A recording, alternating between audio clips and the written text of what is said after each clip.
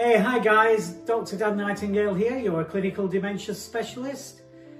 In this video, I want to talk about caregiver burnout.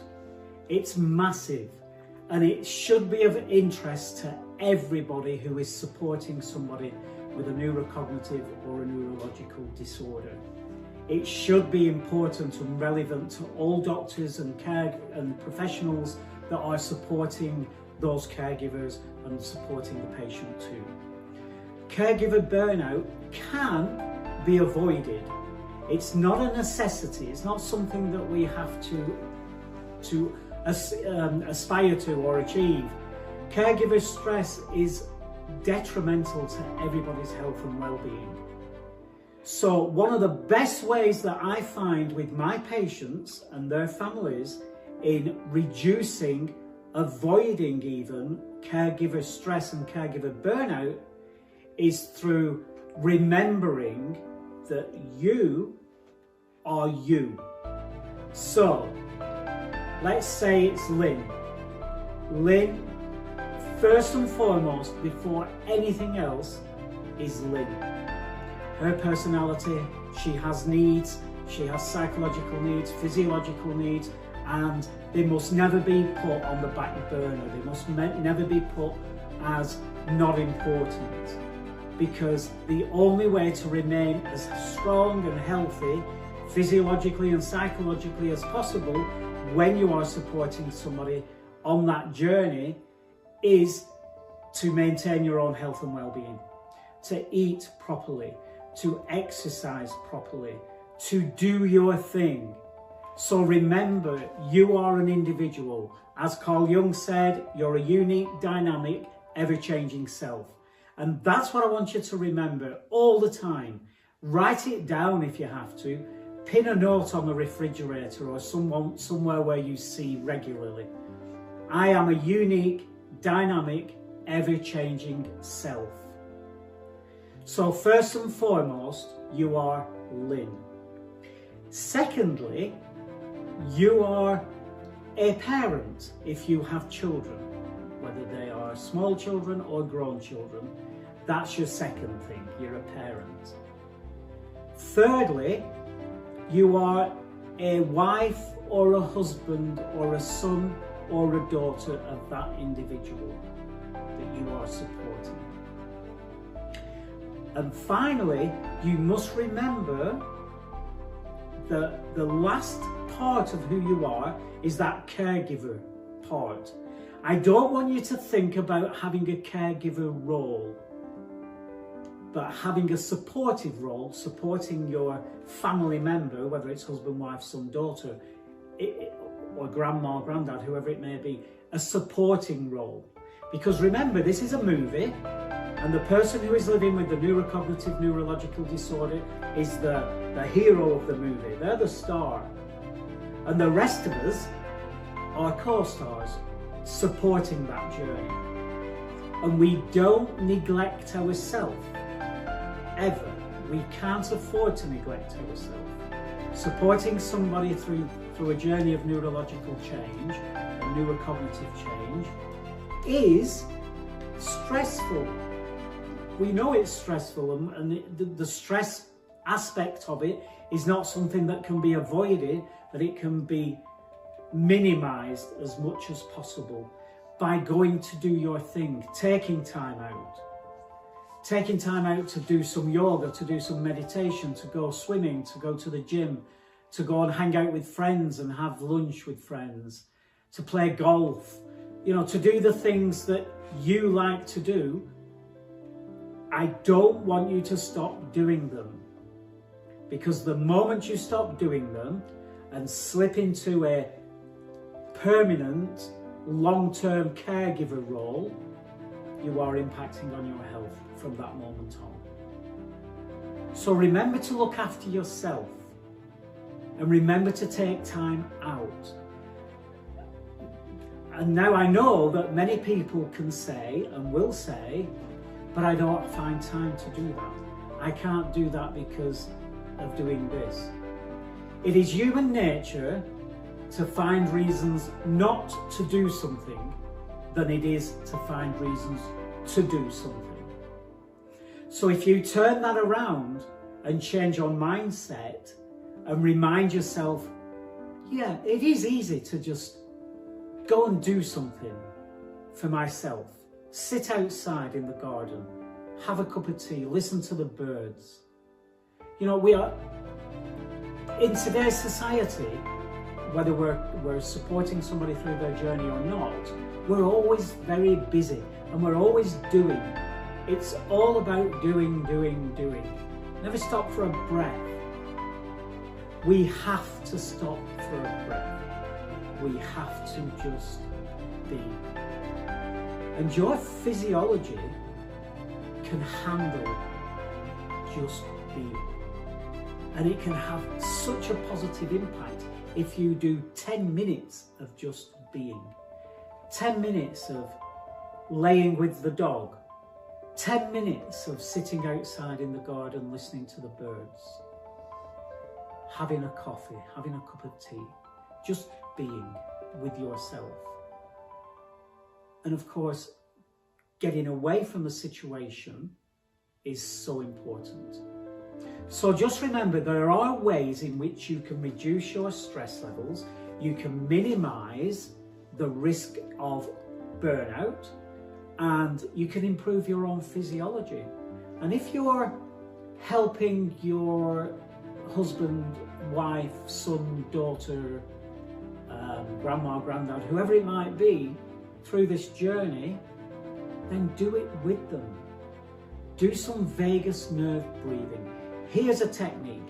Here's something you can do immediately to bring down your stress levels and to bring all your physiology into a positive state of well-being. Okay? So do this with me now. Close your eyes and take a deep inhale through your nose.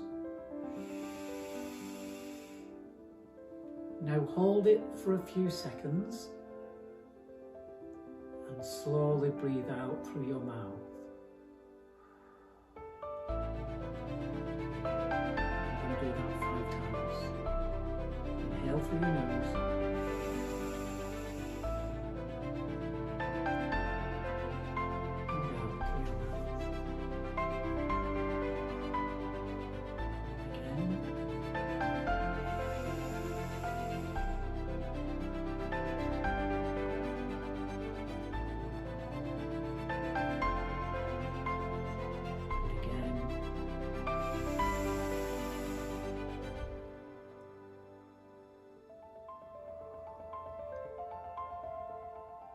Let's just do that one more time.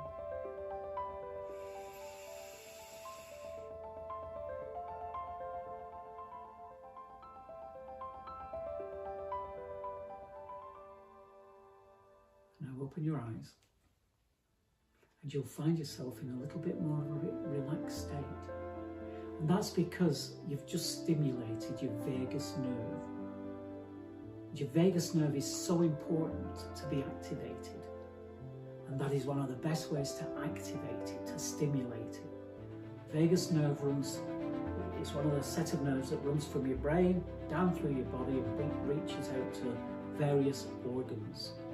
So it's physiologically beneficial to do that. Do it a couple of times a day and do it together. Do it as a group. Establish a vagus nerve support group or something like that, because it's good for everyone to do that. So again, just to recap that, I know Lynn's got a question or two, but just to recap that, just ensure you do not put yourself last. You are equally important to the person you are supporting. Okay? So remember, see it as a movie. The hero is the person who's living with a neurocognitive neurological disorder. They are the hero of the show. And everyone else is the supporting cast. Okay, Lynn, I think you've got a question or a comment. Yeah. If somebody recognizes, I guess before you start to recognize burning out, it's a good idea, because this is a journey that will become probably more challenging. You're going to put more time of yourself into supporting that person. You might not today, but down the road, as the journey progresses, you might be spending more time supporting that person. So I would like to point out that it's good to enlist the help of others before it gets to the point where you can't keep your head above water. You have to start laying a foundation of a network of support, whether it's professionals, family members, friends, organizations in your community to help you, and also talk about respite and what that is. Yeah, good point, Matt. And it is about, it takes a village. That's what we say. It takes a village to care for somebody and to ensure their well-being and everybody's well-being is in a good place. And this is why various countries have started to open villages. They've established villages. Holland was the first place to do this. And it's where everybody lives together. There's no separation, there's no segregation. If I'm your doctor and you are living with a dementia type illness or a neurological disorder, I also live in that village, in that community. Everybody lives there, everybody's safe, everybody's secure. There's restaurants and cafes and houses and all that kind of stuff. We all live together. There's no separation, no segregation. And that model is proving extremely successful. So I'm hoping we see more of those around the world. And so that's a good way of reducing all that burnout and diminishing the whole part of the stress aspect of that. Because we don't have to worry that Alice is getting out of the house and going out onto the road. We don't have to worry about those things when we live in that village, in that community, because that's what happens. Okay, but for those of us who don't live like that, which is most everyone who's listening, get help of your friends, family, neighbors. But it's a village. Right. It takes a village. You don't have to do it all by yourself. It's okay. And also the part I was saying about respite.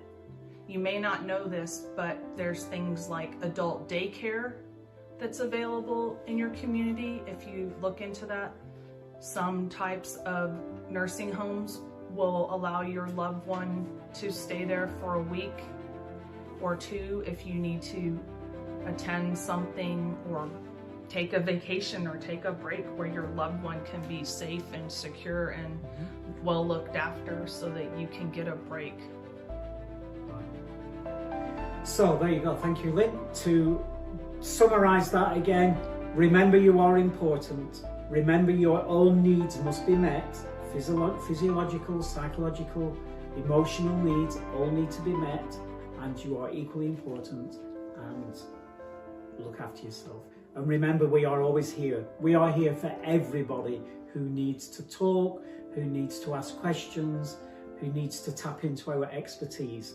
So feel free to comment on this video, to send messages through our Facebook or Instagram channel, and feel free to, or please follow me on Facebook, follow me on Instagram, and share this video. Share all my videos. They're educational and they're for everybody. So keep sharing them. Enjoy the rest of the week. And remember, say it with me, guys. Dump the soda.